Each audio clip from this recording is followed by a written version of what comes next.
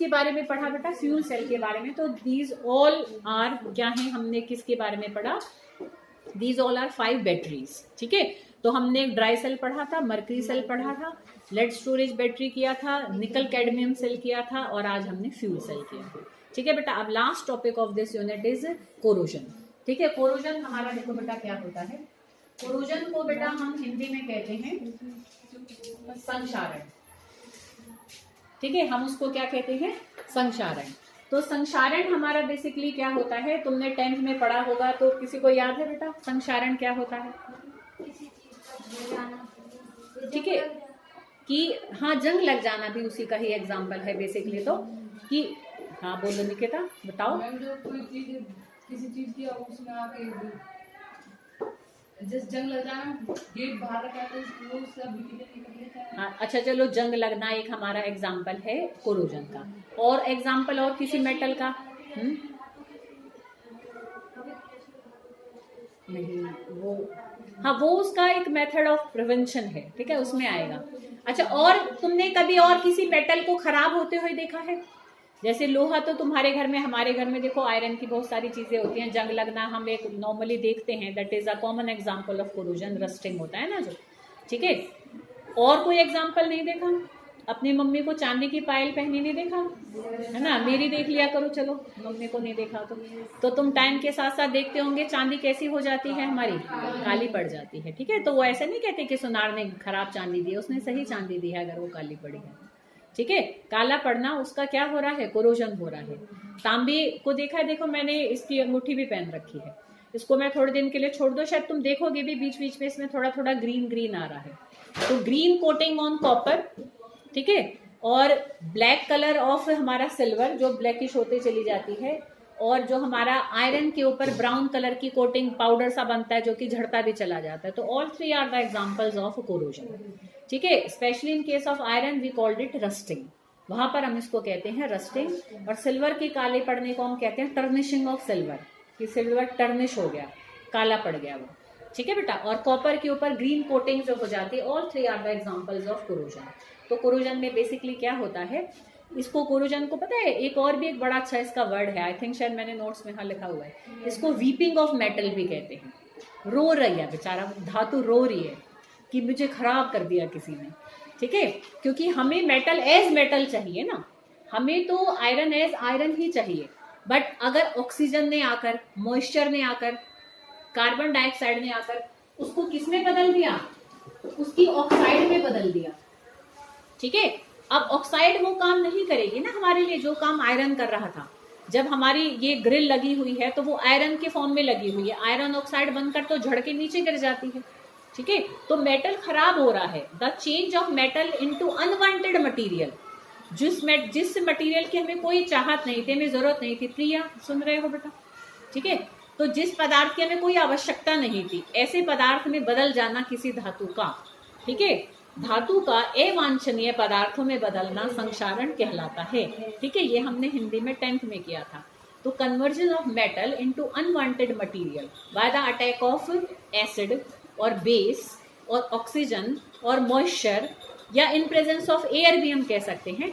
ठीक है, तो एयर, एसिड, मॉइस्चर की प्रेजेंस से मेटल का अनवांटेड मटेरियल में कन्वर्ट होना ही कहलाता है कोरोजन। 3 एग्जाम्पल है जो तुम्हें मैंने बता दिए, इसमें लिखे भी हुए हैं। और किस कोरोजन को रस्टिंग कहते हैं बेटा? आयरन का जब कोरोजन होता है किसमें? अपने ऑक्साइड में, तो वो हमारा क्या होता है बेटा? रस्टिंग। ठीक है बेटा, ये रस्ट का फॉर्मूला है, यहाँ में डॉट, अभी हम इसको बनाएंगे, अभी मैं रिएक्शंस के थ्रू उसको बनाकर दिखाऊंगी। तो Fe, अगर कोई पूछे what is the formula of rust या व्हाट इज रस्ट, ये भी 1 नंबर में बहुत बार आया हुआ है। ठीक है, व्हाट इज रस्ट? तो रस्ट क्या है बेटा? Fe2O3.X2 depend upon the availability of water. यहाँ वाटर मॉलिक्यूल्स उस हिसाब से कम ज्यादा हो जाते हैं। समझ में आ रही बेटा ये बात? तो अब हम रस्टिंग की इलेक्ट्रोकेमिकल सेल थ्योरी देखेंगे।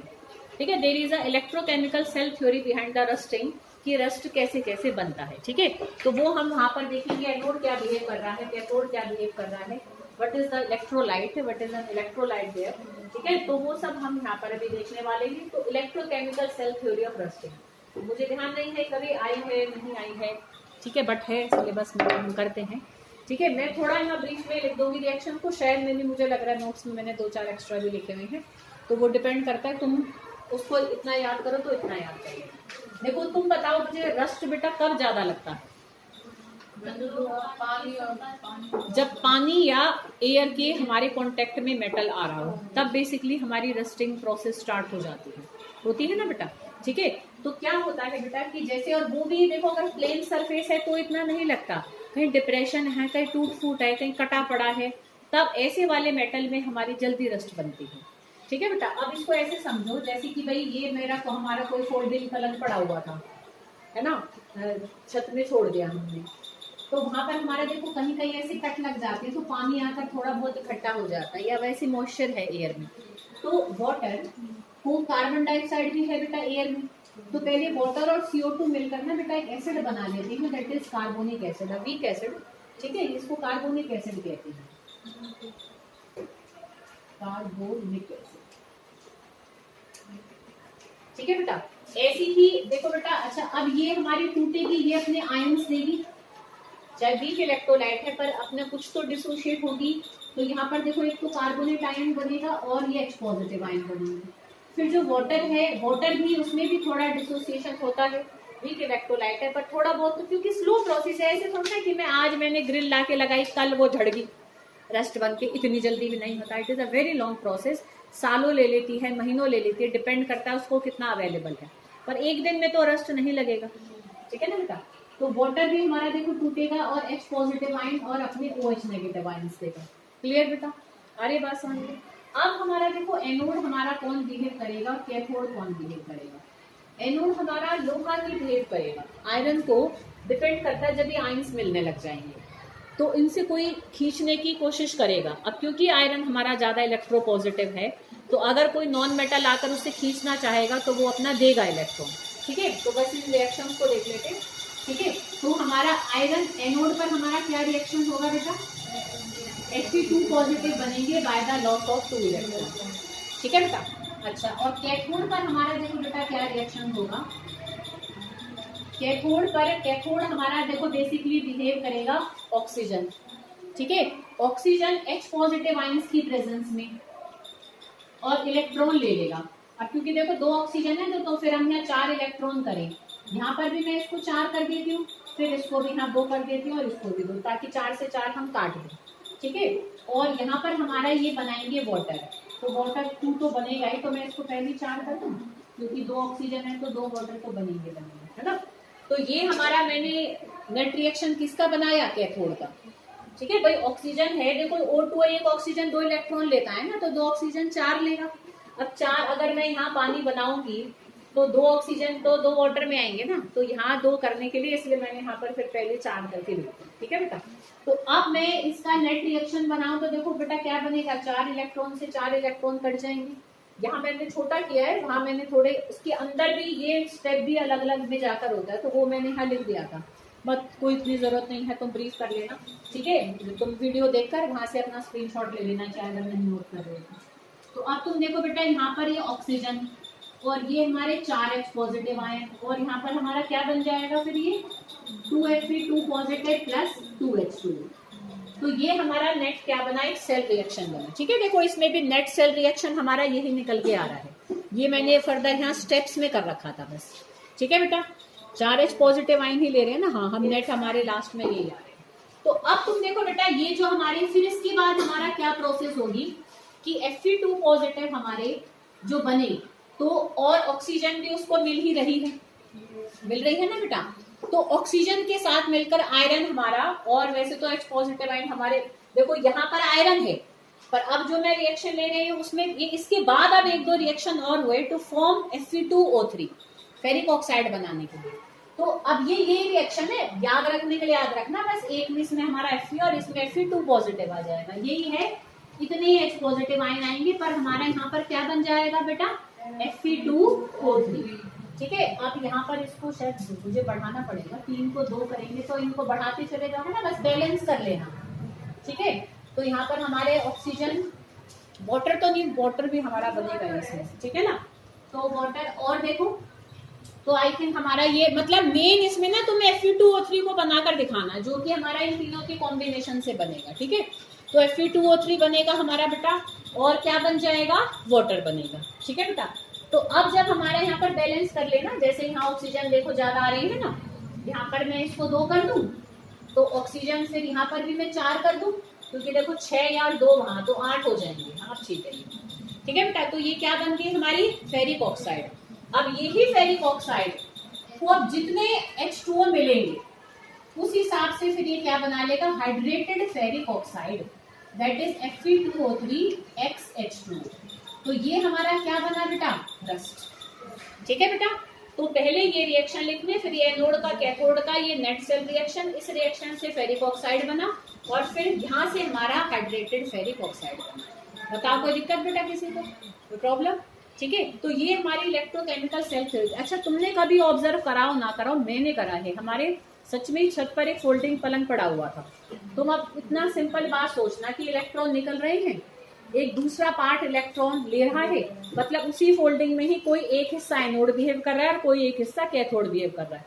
कभी शायद तुमने ऑब्जर्व कराओ कि जैसे मैंने उसको हाथ लगाया तो एकदम मुझे करंट सा लगा, हल्का सा माइनर सा लगता है, ऐसे चिट सी ऐसे लगती है, एकदम हम हाथ पीछे कर लेते हैं, तो करंट फ्लो एक्चुअल में कर रहा होता है, क्योंकि इलेक्ट्रॉन चल रहे होते हैं जब जंग बनने की प्रोसेस स्टार्ट होती है।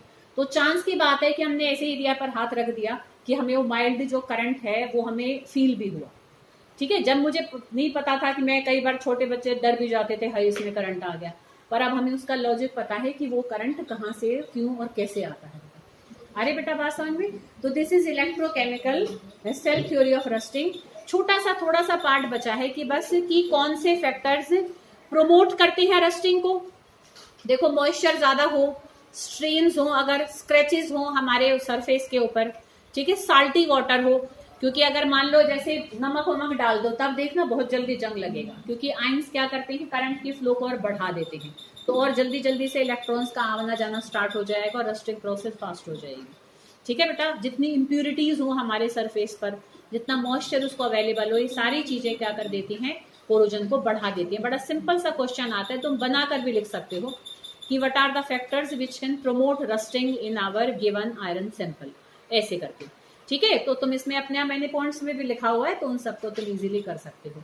और लास्ट है बेटा कि हम किन मेथड से हम अपने प्रोडक्ट को रस्टिंग से बचा सकते हैं, ये भी तुम्हारा 3 नंबर में आया हुआ है, इसलिए मैंने हेडिंग बनाकर भी करा हुआ है। ना कुछ लिख सको तो हेडिंग ही लिखा ना, और अंदर अंदर भी एक एक लाइन लिखो तो लिखना। देखो सबसे पहले फर्स्ट बैरियर प्रोटेक्शन, कि पेंट कर दो, ग्रीस लगा दो, ठीक है, कुछ भी ऐसी चीज लगा दो कि एयर के डायरेक्ट कांटेक्ट में हमारा मेटल ना रहे, तो हम उस पर कोई कोटिंग कर देंगे, तो एक बैरियर बना देंगे, तो उससे हमारा जो कंसर्न मेटल है वो बच जाएगा। नेक्स्ट है हमारा, देखो बेटा, सैक्रिफिशियल प्रोटेक्शन। सैक्रिफाइस का मतलब क्या होता है, बलिदान करना।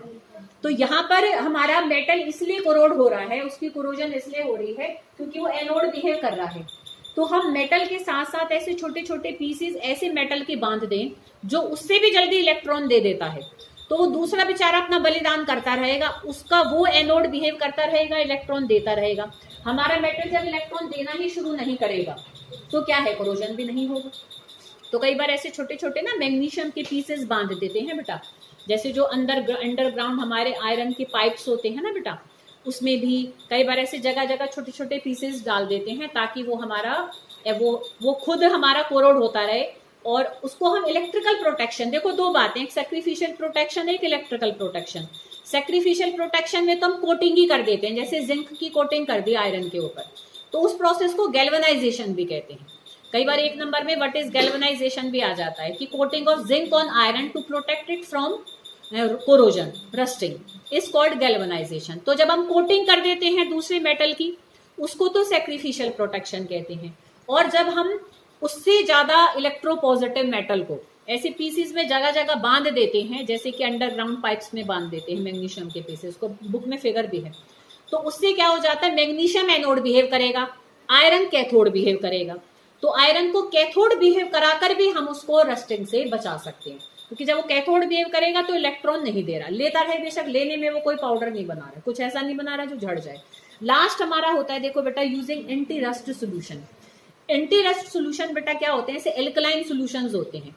एल्कलाइन मतलब बेस, तो वो OH नेगेटिव आयन देंगे। OH नेगेटिव आयन देखो क्या करेंगे, यहाँ तुम सबसे पहले देखो H पॉजिटिव आयन ने बनकर दिमाग मतलब गड़बड़ करनी स्टार्ट करी थी। यहाँ देखो H पॉजिटिव आयन आ रहे हैं, तो जो H पॉजिटिव आयन बने हैं, अगर मैं बहुत सारा कुछ बेस का सोल्यूशन लगा दूं तो वो इन H पॉजिटिव आयन को तुरंत ले लेके वाटर बनाता रहेगा। H पॉजिटिव आयन जब अवेलेबल ही नहीं होंगे तो ये रिएक्शन में स्टार्ट नहीं होगा, तो भी बच जाएगा हमारा गिवन सोल्यूशन। कई बार एल्कलाइन फॉस्फेट की सोल्यूशन लेते हैं, तो फॉस्फेट आयन क्या करता है, आयरन फॉस्फेट बना लेता है, बन गया ये Fe2 पॉजिटिव। आयरन फॉस्फेट क्या करता है, झड़ता नहीं है, मतलब ऊपर की लेयर आयरन फॉस्फेट बच जाएगी, अब वो कोटिंग का काम करेगी और बाकी अंदर के आयरन को रस्टिंग से बचा लेगी, वो झड़ती नहीं है कोटिंग। तो फॉस्फेट सोल्यूशन कोटिंग बनाकर बचा लेती है, एल्कलिनिटी अवेलेबिलिटी ऑफ हाइड्रोजन को खत्म कर देती है और फिर आगे प्रोसेस हमारी स्टार्ट नहीं होती। तो these all are the factors which can prevent our metal from corrosion.